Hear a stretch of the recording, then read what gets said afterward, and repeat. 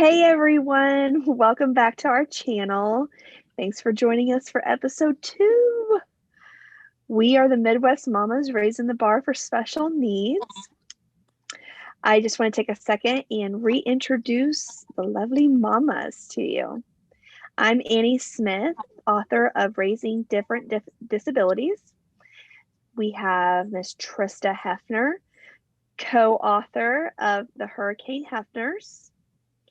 We have BriAnna Olson, author of To Infinity and Beyond Words. And last, we have Lindsey Althaus, author of the Althaus Life blog. We can all be found on Facebook and Instagram. So this week is a special holiday week. It's Thanksgiving. So we thought that we would make our episode about gratitude and how we find gratitude and joy and thankfulness in times of sorrow and hardships. And so I'm going to hand it on over to Lindsey. Hi, I'm Lindsey. And for gratitude this year, I thought long and hard and decided that I think I'm grateful for the hard, actually. And I know that probably sounds insane because I should be grateful for bunnies and butterflies and skipping and all of those things, but I'm grateful for the hard because the hard has made me the person I am today. The hard brought me these 3 lovely ladies. If I wasn't loving them, we love you. The hard, if I wasn't going through the hard, I probably would have never joined Coop's Troops and met these ladies. The hard makes you stronger. I mean, when you're in it, you feel a little weak, but when you get out of it and you can breathe a little, you feel like a new person, and I think that says a lot. And so I think that it takes a lot to be grateful for the hard because you could be very bitter about it, but I think that the hard, I'm grateful for the hard. So I mean, what are you guys grateful for, Bri? You know, I too had to think about it for a long time, and not because there's nothing to be grateful for, but just because there's a lot of things, but there's some things in particular that stand out when you have a child with special needs. For me, kind of what you were saying, Lindsey, that being grateful for the hard is important because, again, we wouldn't have joy without it. We wouldn't know what that looks like. And for me, I'm really grateful that my son doesn't carry the heavy burden of the heart of judgment. He doesn't judge others. He doesn't pay mind to other people passing judgment and looking down on him for one silly reason or another. He doesn't see anyone any differently than himself, and he continues to see the best in people. Mm-hmm. He looks for the best in people and the fun. And, I say all the time to my husband that I think that, we could really take a lot of notes from our kids in that respect. Absolutely. Because, because, it's a sad world sometimes when, we put too much focus on the thoughts of others towards ourselves. And, our kids and my son specifically, Beckett just doesn't pay any mind to that. He beats to, the sound of his own drum. And I think that's one of the most beautiful things about him. So, I mean, I'm grateful for him being comfortable in his own skin and not caring what other people think. What about you, I Trista? love their innocence. Like, there's just an innocence about them. Like, Yeah. Wit is just like goofy, funny. He has the greatest sense of humor. Innocent kid. Like he doesn't know. Like he doesn't know mean. He doesn't know. So yeah, I can see being grateful for that. Absolutely. Yeah, I was just talking about that with my husband last night. In fact, just reviewing all of the different aspects of special needs life, you know, the different views that we all see special needs. You know, we look at their lives, but we don't really know what they see. You know, we don't know what they pick up on. And it's nice to see them just be happy with all of the hard that they go through. And I would definitely say that in all of that hard that they go through, I'm very grateful for the support of his therapist, the support of our family, the support of our friends, just because without all of that, it would be extremely hard to get through all of the It'd be different unbearable.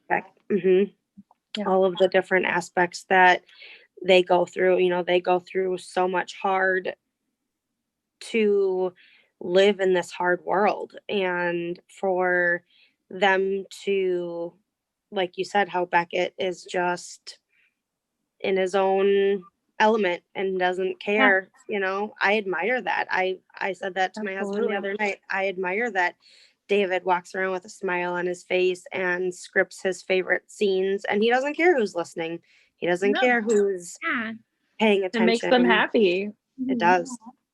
And it's awesome to just see. I'm envious, honestly, a lot of times, because, you know, I would do anything to live in a world where, you know, just the little things are what makes my heart, like, fills my cup. You know what I mean?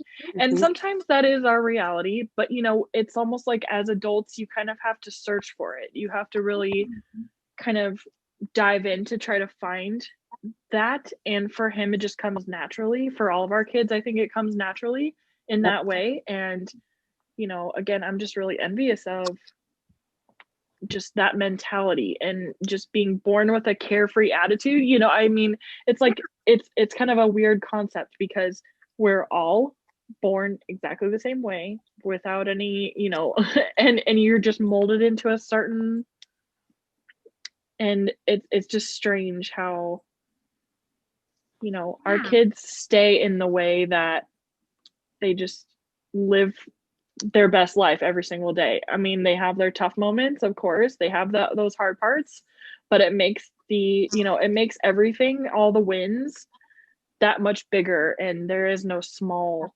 win for them. You know what I mean? Right. Yeah. No, there isn't. Earlier tonight we ate Chinese, and Whitman was eating all of mine, and Jeremy was like, "Hey, I got you chicken fried rice," and Whitman walked up, got really close to him, and went, "Boo," and put his thumb down, and we celebrated that, because that was huge. Yeah. He's never our no kid. He's always like, "Okay, I guess I shall receive this, even though I don't want it." And tonight, he totally spoke up and was like, on That's that. awesome. Oh man, I don't know what you're talking about. The shrimp lo mein is mine. I don't know why I would ever touch your chicken fried rice. That's good communication. Yeah. That was something I was grateful for. I guess I'm grateful to have to hold back and look at the simple. You get excited about the littlest things, Whitman saying boo and putting his thumb down. Yep. Holy cannoli. I called my mom in tears. I was like, Whitman said boo. Yeah. And I think that it's interesting how, I don't want to say people take it for granted, but you know what I mean? Sometimes that kind of is an accurate statement, because no, it's true. Most people do take everything that we wish and pray for our children for granted. Yeah. Until you're a special needs mom, right. That's something that they can never understand fully. Because until it doesn't come naturally to some of your kids, and you see the effort and the hard work that they have to put in just to gain those simple, simple skills. That actually is a good point, because it's something that I'm grateful for. Is one of my twin sons, the one I spoke about last week, Lucas, he has cerebral palsy in a feeding tube. And just the past week, he passed where you drink the mouth all the way down the esophagus to see if it's going into the correct area and not into the airway. And he passed. And so his developmental pediatrician called and said,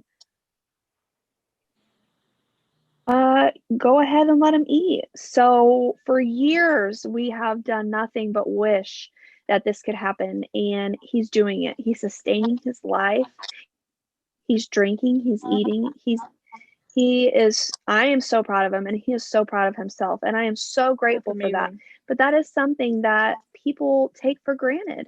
Eating and drinking, like nobody thinks of, people not doing that, so those little things that that people miss, that we can find the gratefulness in, it's just, those are the things that we need to soak up, because if we don't, this world that we live can be sad and it can be hard. And if we don't find those little nuggets of joy and we just soak them all up and eat them up, then we could just really, it could be pretty negative. So being happy is the best way to look at it. And on that same token, I'm grateful also for technology, because, the words are, Cameron and I, we kind of got to a point where we'll never give up hope that Beckett will have words again, since that big regression, but we don't hold our breath for it anymore. We don't wake up every morning and think, this is the way that he's supposed to communicate. It has to be like this. When is that going to happen? We don't dwell anymore.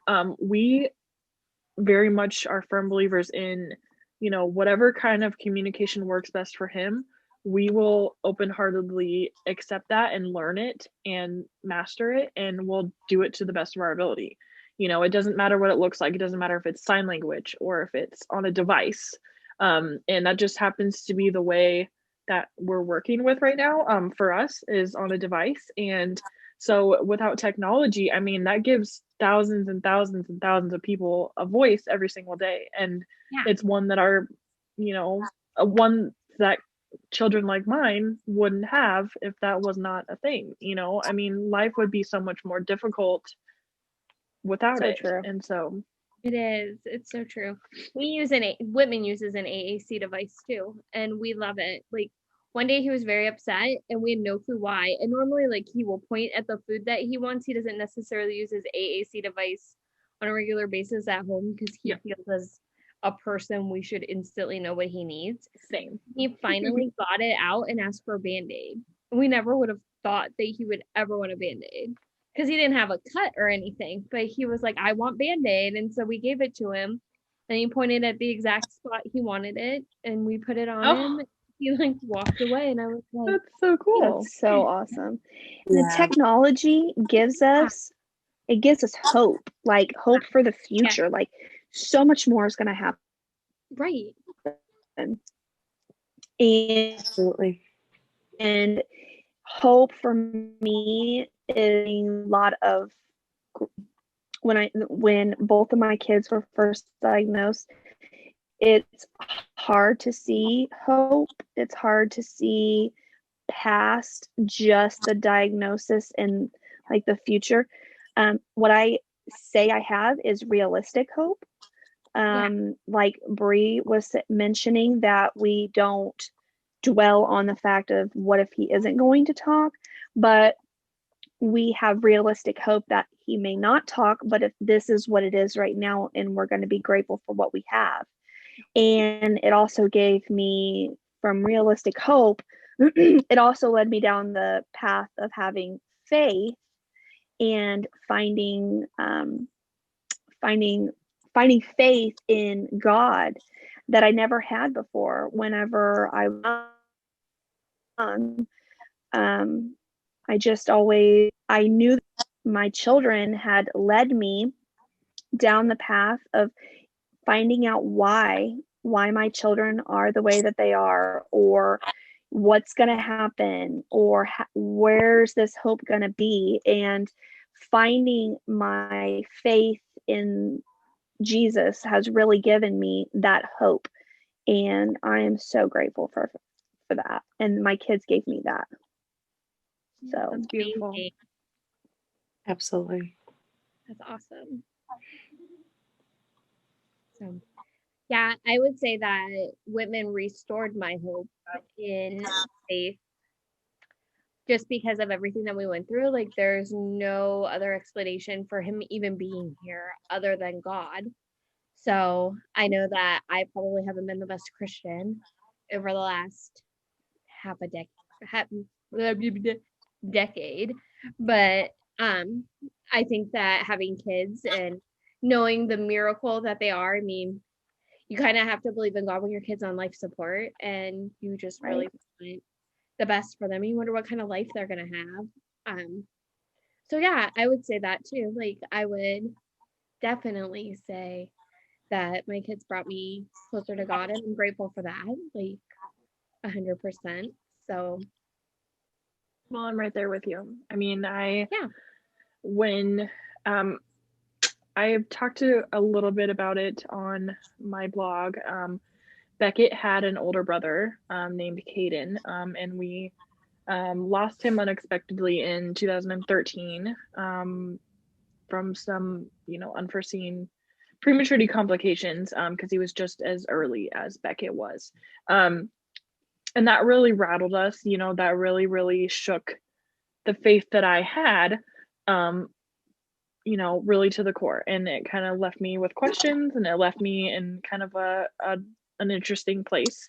But same as you, Lindsey, when your kid, then Beckett comes along in 2015 and he has the same type of, circumstances kind of staring him down, and he's here and he's beautiful and he is thriving, and his world might look different, but this is like the most joyous kid I have ever seen in my life, and I am thankful for that. Yeah. He is so happy. Yeah. And I think too, Bri, like and I know that nobody else would take anything for granted, but I think that once you have that NICU story with you, you literally take nothing for granted, like at None all. of it. Like, Yep. the simplest thing is like the biggest miracle to you, and you were like the biggest cheerleader for your kid because you just didn't know. Right. You're like, you weren't eating and now you're like 50 pounds, and you're, like, you have to learn these things, and it's amazing to see. So I'm just grateful. I'm grateful for this kid's life, whatever that is supposed to look like. That's what I'm grateful for. Absolutely. Same. So, but yeah. I'm also go ahead. No, go ahead, Lindsey. Oh no, go ahead. I actually forgot what I was gonna say. So I was just gonna say on that note, I also just wanted to personally, and I'm sure from the rest of everyone, thank the founder of Finding Cooper's Voice, Kate Swenson. A beautiful, beautiful soul, beautiful person inside and out. Created a platform for moms just like us so that we can have support, and we can learn from each other. And I'm so grateful to have her and what she has created, and it allowed for me to find my people, my village, and I'm absolutely over the moon about it. We're grateful. Yeah. Absolutely. I mean, it gave me friendship, and it gave me, like, I feel like Kate doesn't know sometimes how much she has just like given up on a silver platter to some of us. Like, I know that we kind of joke around about it sometimes in calls and things like that together, but like, I don't know what I did before this. I'm like, what did I do with all my time besides hang out with my kid and my husband? Like, I had no other adult interaction, no friendship with people to relate to. So I'm also grateful for people that can relate to this life and remind me that stuff's not as bad as it always can seem sometimes. So if there's one positive that came out of COVID, it was us getting together and meeting, because without the quarantine and all of us down and having the time to find that support, we probably would have not ever met, as far as, you know, it seems anyways. Yeah, I agree with that. I do too. I 100% agree with that. So, yep. And I'm grateful for all of you watching this, because this is huge Yes. that you We're grateful are for here you. with us. You're making a dream come true. Yeah, Annie had an idea and, Plain and simple. and here we are. So, Ta-da. little help from Kate from Finding Cooper's Voice, and we are here. So, we are grateful. Yes, we are. Well, I think that's it for this week. Yeah. Please don't forget to follow us all on Facebook and on Instagram, and sharing our stories, our blogs, our pages, and this channel. It really helps reach more families. The more families we can reach, the more awareness we can make, and it can make such a difference in our children's lives. I mean, even going to a restaurant, you know, if they're having an upset day or something like that, more people who know and are aware can be less judgmental, and it can make a better world for our children. So just the smallest thing, by sharing a world for everybody with disabilities. I also just wanted to say we would love if you would give us a thumbs up and comment. Let us know how we did. And don't forget to also subscribe so that you're always notified when we upload, and it's always on Mondays. So that's it. And we hope you have a happy Thanksgiving. We'll see you next week. Bye. Thanks. Bye. Bye. Bye.